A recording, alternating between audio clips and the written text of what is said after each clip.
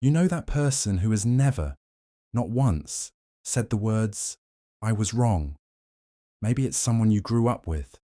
Maybe it's someone you share a bed with. Maybe, if you're being brutally honest right now, it's you. And here's the thing nobody says out loud. It's not that they don't know they're wrong. Deep down, they do. And that silence, that wall, it's costing them every close relationship they've ever had. But by the end of this video, you'll understand something about this psychology that most people spend their entire lives never figuring out. Because this isn't about ego. It's not about stubbornness. It goes so much deeper than that. And once you see it, you genuinely cannot unsee it. Picture this. It's a Sunday dinner. Maybe it's Thanksgiving. Maybe it's just a regular Tuesday that's somehow escalated. Someone at the table gets a fact wrong, confidently wrong, and someone else gently, carefully corrects them. With receipts, with logic, maybe even with their phone pulled out showing the Google result. And instead of laughing it off, the person doubles down. Their voice gets a little louder. Their jaw sets a little tighter.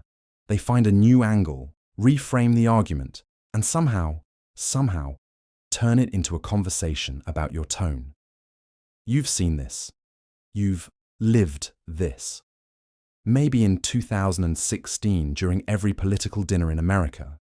Maybe in every British family WhatsApp group that's ever existed. And here's what nobody tells you about that feeling. That strange, almost physical resistance to being corrected. It isn't a character flaw.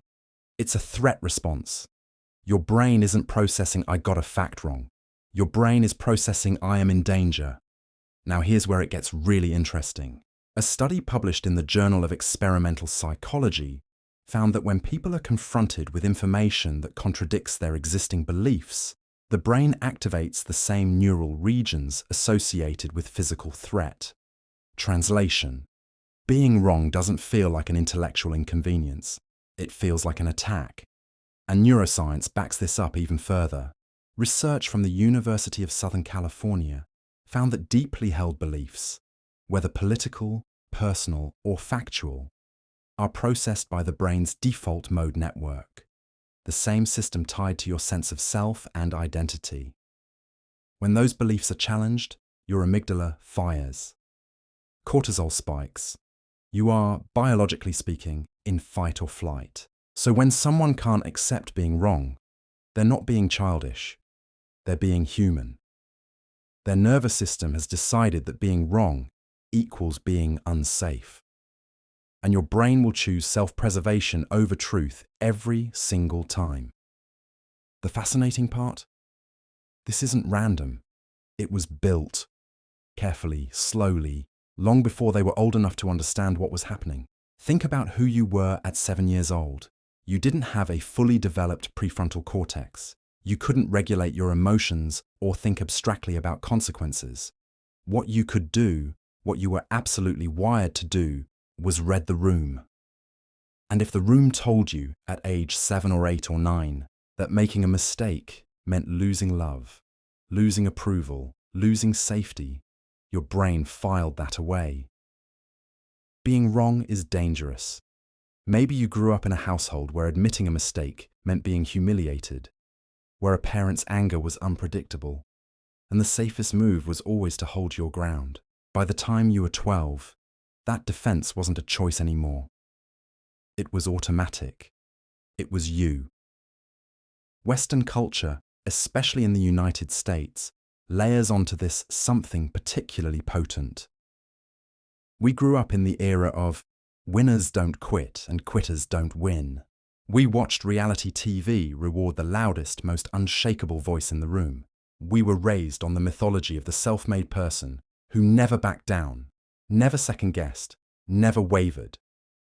Admitting you were wrong wasn't modeled as wisdom. It was framed as weakness. And a child who learned that lesson didn't forget it just because they turned 30. But wait, there's a darker side to this. Here's what's fascinating. The very psychology that protects a person also destroys them. Because the brain doesn't just resist being wrong in arguments, it starts rewriting reality in real time to avoid it. Psychologists call this cognitive dissonance. That unbearable mental tension when what you believe and what is true don't match. And this explains why you've watched someone do something that clearly isn't working and keep doing it. Because stopping would mean admitting they were wrong to start. This explains why you can present ironclad evidence and watch someone's eyes go somewhere else entirely. Not because they're stupid, because their brain has already started building a wall. This explains why, in relationships, the person who can never be wrong will subtly shift blame. Not always dramatically, not always consciously, but consistently enough that you start questioning your own memory. Did I say that? Maybe I did say that. That slow erosion of trust. That's what this psychology does when it goes unchecked. And this explains why you might recognize this in yourself late at night, replaying an argument, knowing you were wrong, but already rehearsing the version where you weren't.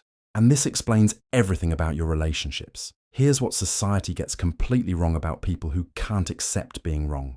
It labels them as arrogant, narcissistic, difficult, and sometimes that's true.